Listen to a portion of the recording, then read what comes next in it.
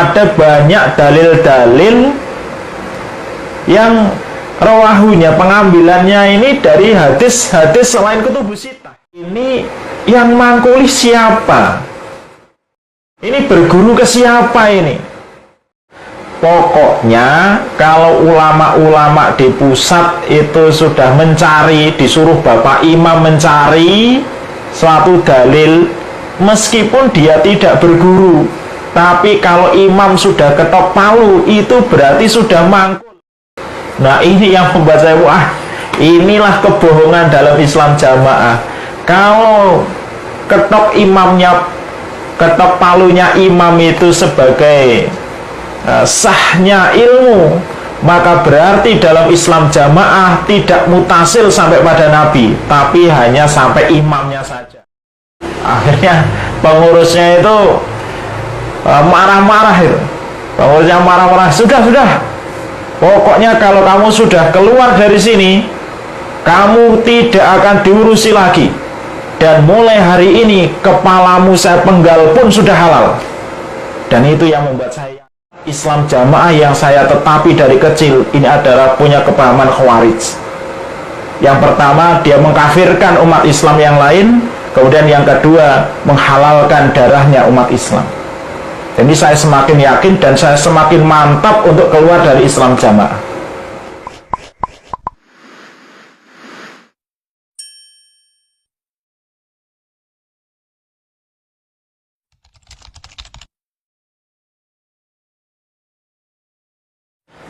Assalamualaikum warahmatullahi wabarakatuh. Bismillahirrahmanirrahim. Nama saya Andre. Saya adalah salah satu dari mantan guru pondok pesantren mahasiswa PPM Bintaro Jakarta Selatan 1. Saya masuk Islam jamaah. Kalau dalam Islam jamaah, ibarat saya ini adalah bibit unggul. Katanya bibit unggul karena saya lahir, orang tua saya, bapak saya sudah Islam jamaah, ibu saya juga sudah Islam jamaah. Saya sejak kecil dididik di Islam jamaah, kemudian pendidikan dari SD, SMP juga di Islam jamaah, kemudian SMA dipondokkan juga di Islam jamaah, itu di Lampung, pondok pesantren Lampung. Kemudian setelah lulus dari SMA, saya langsung tes menjadi mubalek atau jadi ustadz. Dan karena tesnya cuman 3 bulan, jadi langsung lulus dan ditugaskan di Jawa Tengah. Kemudian setelah itu tugas di Surabaya. Setelah itu melanjutkan pendidikan lagi di Islam jamaah. Lalu terakhir tugas di Jakarta Selatan, tepatnya di Bintaro. Kemudian dapat tugas lagi dari daerah dan pusat untuk membina di pondok pesantren mahasiswa atau PPM di Bintaro. Jadi saya memang terlahir dari keluarga besar, memang sudah Islam jamaah. Dari keluarga besar ibu saya, mulai dari kakek saya, saudara-saudara saya semua Islam jamaah. Dan di Lampung sana juga memiliki kedudukan yang lumayan penting di dalam Islam jamaah, sehingga saya memang sudah ditargetkan dari kecil untuk menjadi pejuang dalam Islam jamaah. Awal mulanya memang karena kondisi saya sudah dari kecil di tempat, taunya pokoknya Islam jamaah itu yang paling murni, yang paling benar. Sampai bahkan saya sendiri waktu itu juga sudah melekat di hati saya bahwa Islam jamaah ini surga, bukan Islam jamaah ini pasti neraka. Itu sudah sampai mendarah daging di hati saya. Karena memang pendidikan doktrinnya itu luar biasa dari guru-guru saya, kemudian dari pengurus-pengurus itu sudah, sehingga saya juga mendoktrin dari warga Islam jamaah, mendoktrin mahasiswa-mahasiswa, pengurus-pengurus. Waktu itu juga sama, apa yang saya dapat dari guru saya juga doktrinkan kepada warga Islam jamaah, kepada para mahasiswa waktu itu. Nah, kemudian lambat laun saya pengen memperbanyak wawasan lah. Waktu itu saya coba-coba untuk kuliah. Saya kuliah di PT IKI Jakarta. Waktu itu belajar juga tentang aliran-aliran di dalam Islam. Nah, waktu saya belajar itu kan setahu saya Islam jamaah itu pokoknya yang sesuai dengan Quran dan hadis itu hanya Islam jamaah, yang berdasarkan Quran dan hadis itu hanya Islam jamaah.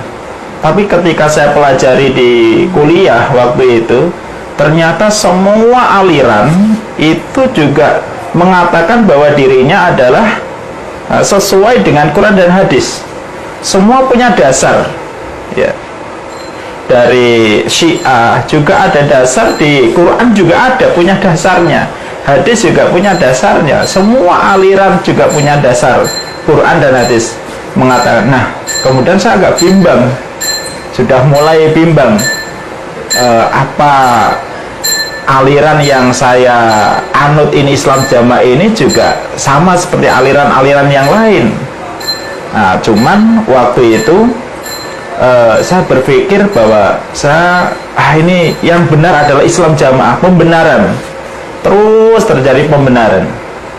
Kemudian saya kuliah lagi di Utsman bin Affan, mengambil jurusan bahasa Arab. Nah, dari situ lingkungan-lingkungan banyak sekali aliran-aliran juga di sana mulai terbuka bahwa kok begini, terus menambah keraguan-keraguan. Padahal waktu itu di Bintaro atau di Islam jamaah ini saya seorang ustadz, seorang guru, memiliki banyak murid, tapi hati saya sendiri ada keraguan. Kenapa kok begini? Ada beberapa hukum-hukum kok ada di Quran dan hadis, tetapi kalah dengan ijtihad. Nah, sudah mulai ragu. Nah, tapi kembali lagi pembenaran lagi. Wah, enggak. Karena dalam Islam itu harus punya imam, harus beat. Sedangkan aliran yang lain tidak beat, tidak punya imam. Akhirnya ketutup lagi. Yang benar adalah Islam jamaah. Nah, kemudian guru saya, salah satu dari guru saya itu datang dari Mekah. Waktu itu Ustadz Khalil dan Ustadz Abdul Aziz datang ke Mekah. Kemudian alhamdulillah kita juga belajar dengan beliau-beliau. Kemudian banyak ilmu yang dapat kita ambil, dan waktu itu saya tambah yakin di dalam Islam jamaah, karena memang keilmuan Islam jamaah ini bersambung ke keilmuan di Mekah Madinah. Ini membuat saya yakin bahwa Islam jamaah ini adalah paling benar. Nah, kemudian datang lagi Ustadz Abdul Mas'ud, memberikan ilmu-ilmu juga yang banyak.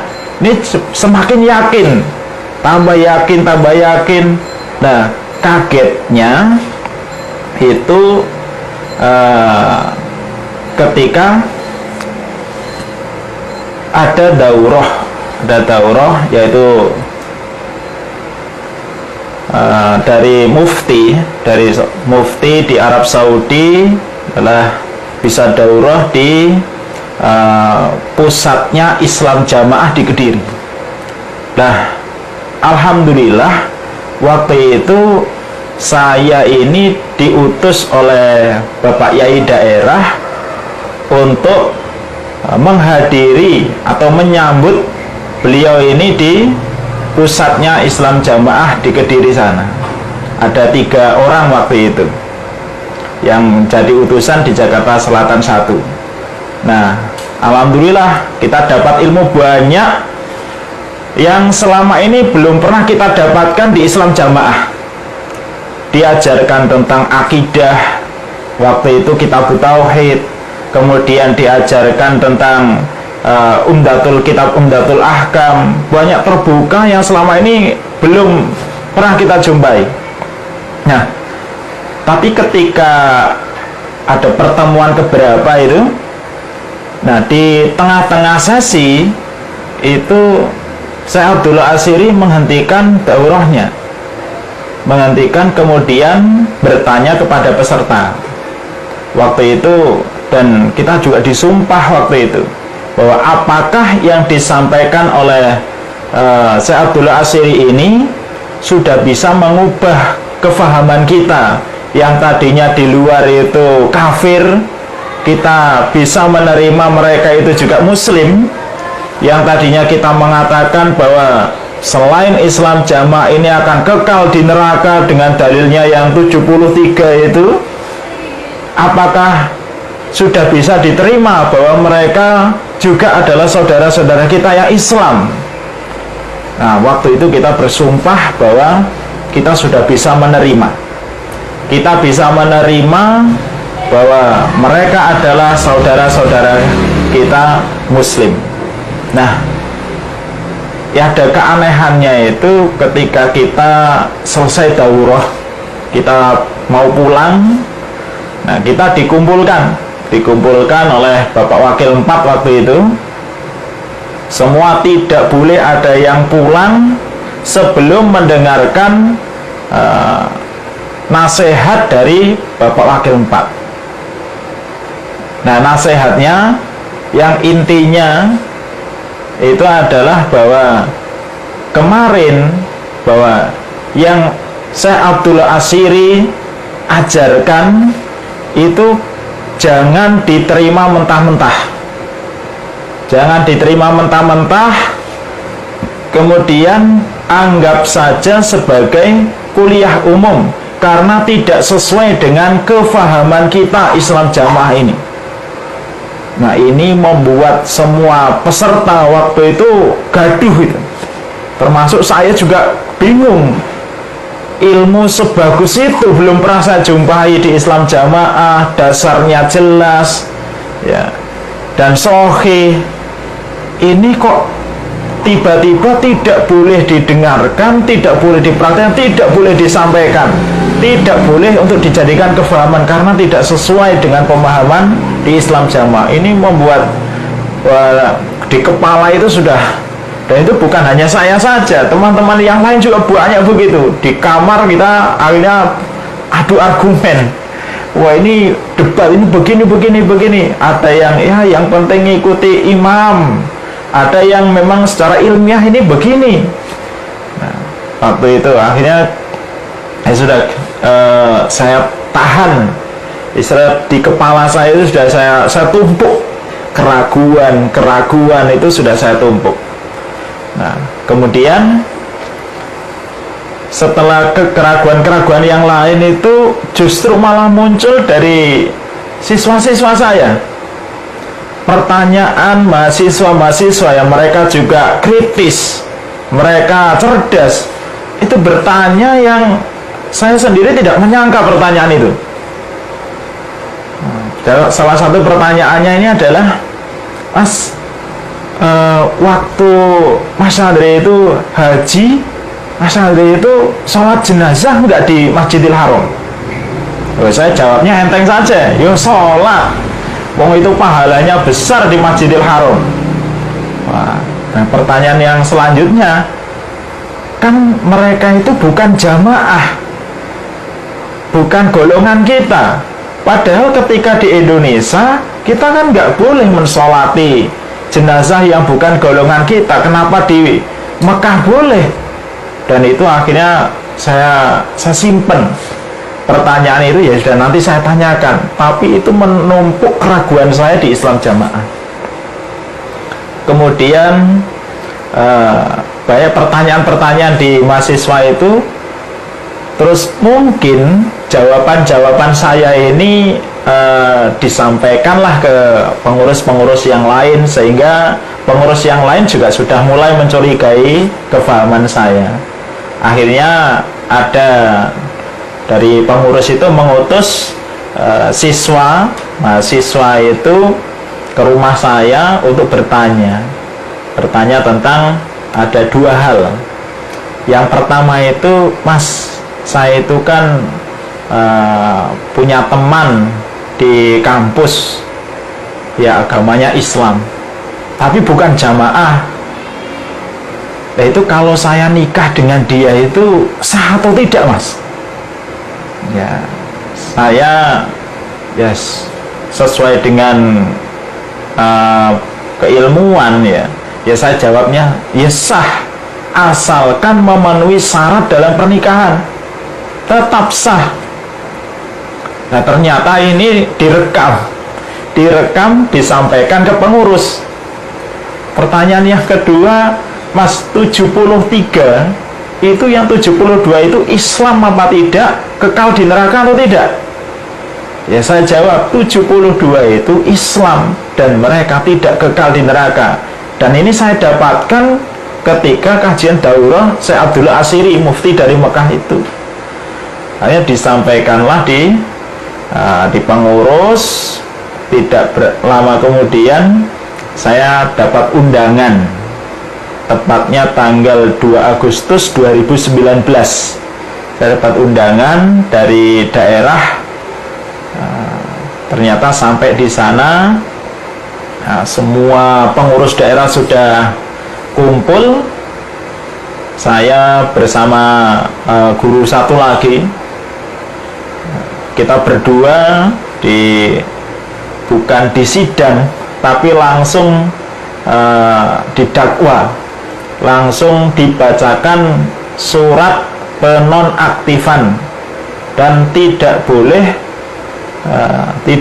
mengajar, tidak boleh mengimami sholat, tidak boleh nasihat, tidak boleh memberikan jawaban atas pertanyaan jamaah-jamaah. Nah, waktu itu saya kira waktu itu karena gini ya, saya itu ketika dinonaktifkan itu sebenarnya belum paham betul kalau Islam jamaah itu salah, itu belum paham betul. Karena yang setahu saya yang pertama adalah keraguan saya yang saya tumpuk-tumpuk. Kemudian yang kedua, saya memang sudah tidak takfiri karena saya belajar dari guru-guru saya, dari Ustadz Khalil, Ustadz Abdul Aziz, Ustadz Abdullah Masud, itu bahwa saya tidak boleh takfiri. Bagaimanapun keadaan Islam di selain Islam jamaah waktu itu tidak boleh saya kafirkan karena mereka adalah saudara kita muslim. Nah, waktu pemahaman saya, Islam jamaah ini masih benar, cuman yang harus dirubah adalah takfirinya. Nah, tapi lambat laun ya, ketika saya habis dinonaktifkan, setelah saya dinonaktifkan itu ternyata pengurus musyawarah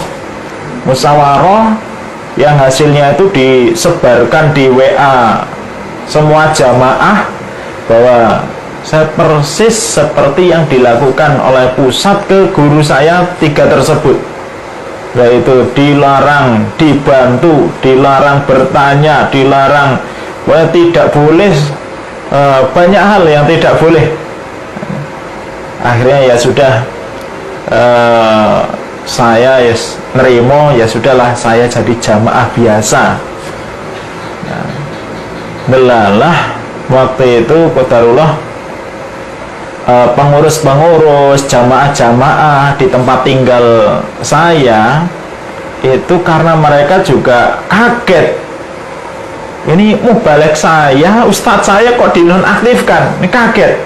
Jadi mereka ya mengajukan banding ke desa, ke daerah, ya akhirnya juga mentah juga. Tapi dari mereka ini mengusahakan, sudah mas, tidak usah pulang, pokoknya di sini saja jadi jamaah biasa, dan sampai supaya tobat saja biar aman. Nah, karena memang waktu itu saya sendirian, karena teman saya tadi pulang kampung ya satunya, saya di Jakarta Selatan saat itu sendirian yang dinonaktifkan. Saya tengok-tengok bingung, ini teman saya siapa ini? Akhirnya saran dari pengurus-pengurus itu saya ikuti. Saya ke rumahnya Pak Yai Kelompok untuk bertobat. Tapi saya pikir saya itu, apa yang saya tobati itu masih bingung sih. Apa yang saya harus tobati? Kata Pak Yai Kelompoknya, ya sudah, pokoknya kamu tulis saja. Lah apa yang saya tulis Pak? Ya kesalahanmu. Nah, ya sudah, saya tulis waktu itu. Nah, saya tulis. Kemudian pengurus-pengurus ini berharap kalau saya ini bisa kembali lagi, bisa ngajar lagi, bisa jadi jamaah lagi. Ini para pengurus-pengurus yang tempat tinggal saya itu, saya pengen begitu. Tapi ketika beberapa minggu kemudian mereka menanyakan ke pengurus daerah, bagaimana tentang tobatnya Andri itu? Nah, jawabannya itu luar biasa. Jawabannya itu, tobatnya Andri itu ditunda seperti penundaannya Ka'ab bin Malik. Jadi menunggu penerimaan. Itu disampaikan akhirnya ke saya. Cuma saya mikir, kalau Ka'ab bin Malik menunggu ditunda penerimaan tobatnya, itu kan menunggu wahyu dari Gusti Allah. Nabi itu menunggu. Lah ini nunggu siapa ini? Wah, itu saya pikir, wah ini nggak bener ini. Nah, kemudian beberapa minggu lagi ditanyakan lagi oleh pengurusnya, gimana ini, sudah diterima belum tobatnya? Kok masih ditunda-tunda terus? Sampai terakhir itu bahwa tobatnya Andre tidak diterima karena tobatnya itu tobat munafik. Nah itu, wah, pengurus juga kok aneh ini, geger akhirnya di lingkungan itu, komplek Islam Jamaah itu sendiri geger, gimana ini maksudnya?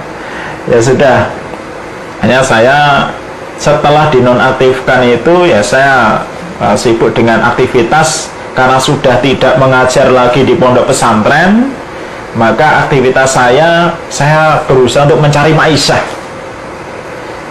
Apapun saya lakukan, pokoknya waktu itu yang saya pikirkan adalah saya punya anak dan istri. Anak istri saya ini butuh makan, ya butuh penghidupan yang layak.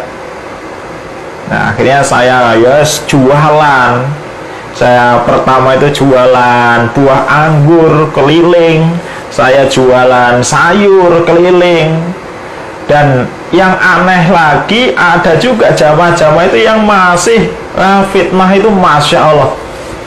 Ada yang mengatakan saya itu keluar dari dinonaktifkan itu, iming-imingnya dikasih 150 juta, macam-macam. Ada yang katanya sudah didatangi Ustadz Khalil ke rumah, aneh-aneh pokoknya. Tapi ada juga jamaah itu yang berpikirnya kalau seandainya Mas Andre itu dikasih 150 juta, nggak mungkin jualan sayur, nggak mungkin. Itu terjadi perdebatan di antara jamaah waktu itu, termasuk adik kandung saya itu sampai mikir, nggak mungkin kakak saya itu melakukan sesuatu yang ini nggak ada apa-apanya, hal besar itu nggak mungkin. Akhirnya minta dijelaskan, ya saya jelaskan. Nah itu. Nah jadi ketika dalam Islam Jamaah itu, setelah mendapatkan perlakuan begitu, ya, dan alhamdulillah saya itu semakin mantap untuk mencari ilmu, pengen cari ilmu. Masa sih saya ya waktu itu setelah disuruh tobat itu memang saya masih boleh ngaji, ya meskipun waktu di pengajian itu disindir ya, yang disindir yang katanya wah pura-pura duduknya di depan, ini cuma pura-pura. Dan yang lebih menyakitkan itu ketika ada seorang ustadz ya, menyampaikan memberi maknanya itu nggak tahu dari gurunya siapa yang mengatakan itu ketika memaknai ayat itu innalladzina kafaru, itu harusnya kan sesungguhnya orang-orang kafir, dan itu diartikan innalladzina kafaru, sesungguhnya orang-orang yang sudah keluar dari jamaah, orang yang sudah murtad. Waktu itu saya berpikir ini mengambil dari tafsir di mana ini, ada aneh ini. Nah terus memang kesimpulan dari itu bahwa banyak sekali sebenarnya ustadz-ustadz di Islam jamaah itu ngawur dalam mengartikan. Nah itu ngawur dalam mengartikan, dalam memahami, itu banyak sekali yang ngawur ya.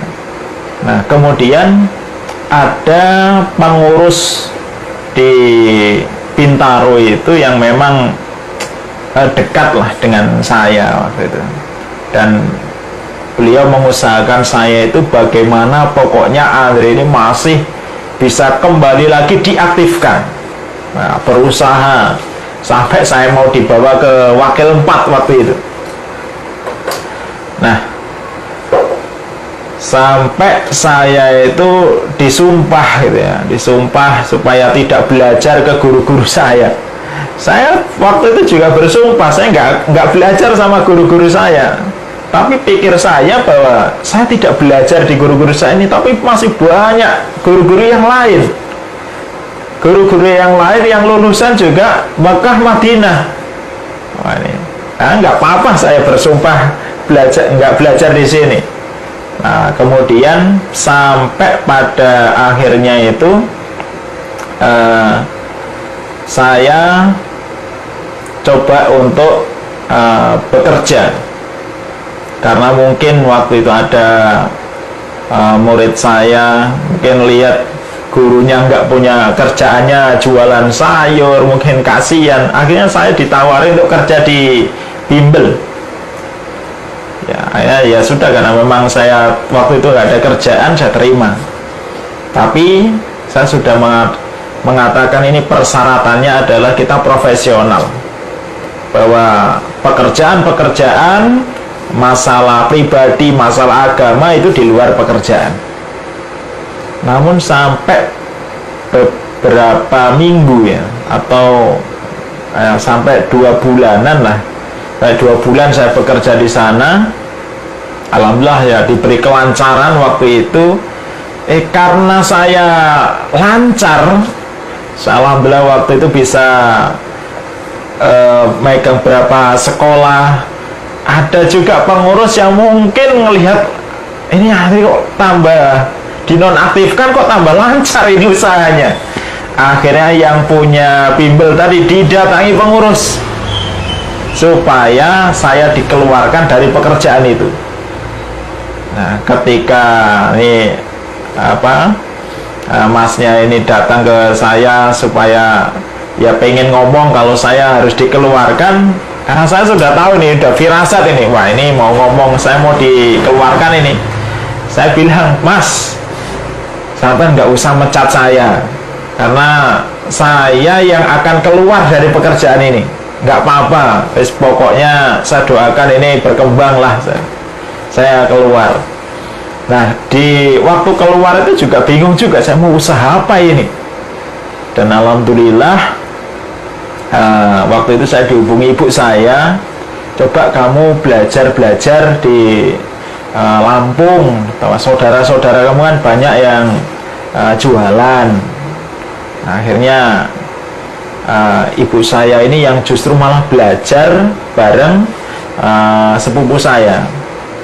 Kemudian datang ke Jakarta, datang ke Bintaro ini untuk mengajarkan di istri saya. Alhamdulillah saya buka rumah makan ayam bakar dan ikan bakar. Nah, si saya beri nama si Nah, itu. Nah, kemudian di awal pembukaan rumah makan ini, karena mahasiswa-mahasiswa yang dulu pernah jadi siswa saya ini kan masih akrab nih sama saya ini, masih akrab. Nah, ini saya titipkan nih promo untuk para mahasiswa, untuk kalian-kalian, dan kalian bagikan juga ke teman-teman di kampus ya. Saya sudah optimis kalau promo saya ini berhasil. Nah, delalah kemudian tahu-tahu dari ada salah satu mahasiswa itu mengatakan ke saya, Mas, saya dipanggil oleh pengurus bahwa promo itu semua ditarik oleh pengurus, tidak boleh dibagikan karena itu termasuk membantu orang yang sudah dinonaktifkan. Saya cuma istirja waktu itu. Apa yang saya harapkan, bahwa saya belum pernah usaha, saya baru mulai usaha. Apa yang saya harapkan itu di hari pertama itu rame karena promo. Nah, karena waktu itu promo itu dilarang, waktu itu promonya diambil, kertas promonya itu diambil sama pengurus. Saya sudah lemes itu, wah ini hari pertama ini kayaknya sudah sepi lah ini. Tapi waktu itu terus saya ingat bahwa jalan rezeki itu bukan cuma satu pintu. Jalan rezeki itu kalau satu dibendung, Allah nanti akan menjebol yang lain. Dan itu saya langsung, ya Allah, kok saya malah mengandalkan promo, padahal saya punya Gusti Allah. Saya punya Allah yang nanti bisa mendatangkan selain promo. Udah bismillah. Akhirnya saya buka waktu itu sekitar jam 2 siang. Nah, kok ternyata alhamdulillah maghrib itu sudah habis. Ramai sekali, alhamdulillah. Nah, disinilah bahwa yang tadinya saya itu khawatir kalau sepi, tapi akhirnya ingat bahwa saya ini punya Allah yang akan memberi rezeki. Nah, itu meskipun setelah itu saya dipanggil juga oleh pengurus itu. Saya dipanggil oleh pengurus yang intinya menanyakan status saya ini bagaimana. Ya, saya katakan bahwa status saya seperti ini. Waktunya ngaji ya saya ngaji, waktunya jualan ya saya jualan. Kata pengurus, bukan itu maksudnya, masalah jamaahmu ini loh. Nah, alhamdulillah saya teringat dengan pesan ibu saya bahwa sudah nggak usah ditahan-tahan. Kata ibu saya bahwa jamaah ini, Islam jamaah ini sudah bukan agama yang murni, bukan agama yang benar. Dan kamu harus yakin kalau kamu bismillah kamu keluar, meskipun yakin kamu akan dicaci, kamu akan dihina, diinjak-injak. Saya ingat pesan ibu saya itu. Hanya saya di depan pengurus waktu itu saya mengatakan, mulai hari ini saya menyatakan keluar dari Islam jamaah. Dan pengurusnya kaget waktu itu, kaget. Nah, kemudian mengatakan apa alasannya. Ya, saya berikan alasannya banyak sekali, termasuk beberapa hal tentang masalah mangkul musnad mutasil waktu itu Kak, saya bahas. Saya katakan mangkul musnad mutasil di dalam Islam jamaah itu adalah bohong. Kenapa saya katakan bohong? Karena yang dituntut untuk mangkul musnad mutasil itu hanya yang ada di kelompok, hanya yang ada di bawah. Saya katakan saya punya teman guru-guru pondok di pusat Islam jamaah itu banyak teman-teman saya. Mereka membaca tafsir Sofwatu Tafasir, membaca tafsir Ibnu Katsir, membaca tafsir Qurtubi, Jalalain. Padahal kata menurut di dalam pemahaman Islam jamaah yang namanya